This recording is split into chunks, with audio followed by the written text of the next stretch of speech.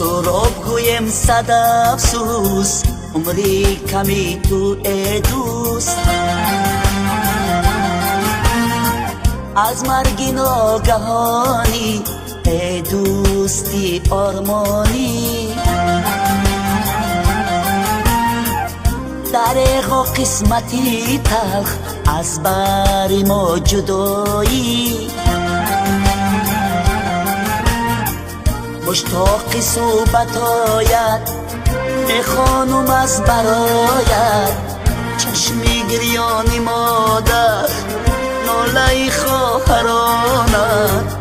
و مخلصان چی گویم در سنه خالی جایت و مخلصان چی گویم در سنه خالی جایت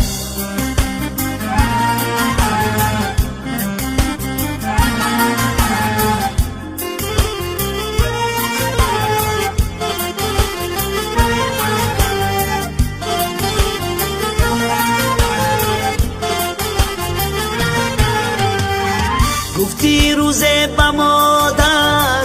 با حسرتا میمیرم امید و آرزوهایم بر تو نگفتم میرم شبی درازی هجران با سر علم و آرمان از پنجره قسمت از پنجره داره نگاهی تو تمام شد ای دوست رفتی زی دنیا سراب گویم الویدا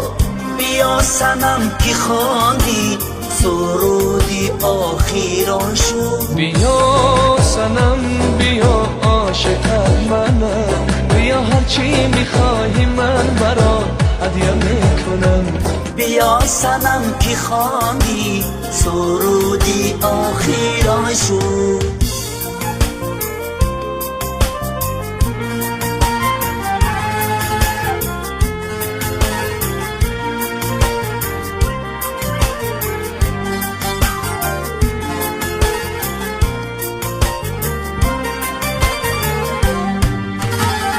قامتی رسایی تو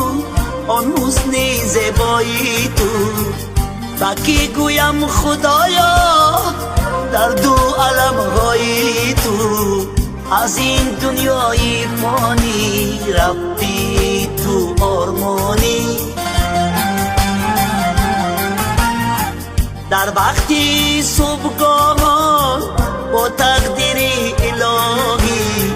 از خاک آمده ما بر خاک میروه ما خدا رحمتش کند گویند بدی سری ما ای سورابی سفرزاد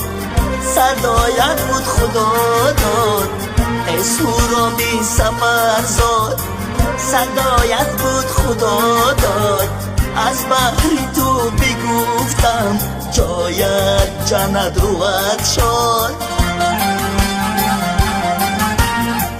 از بحری تو بگفتم جایت جنت روحت شد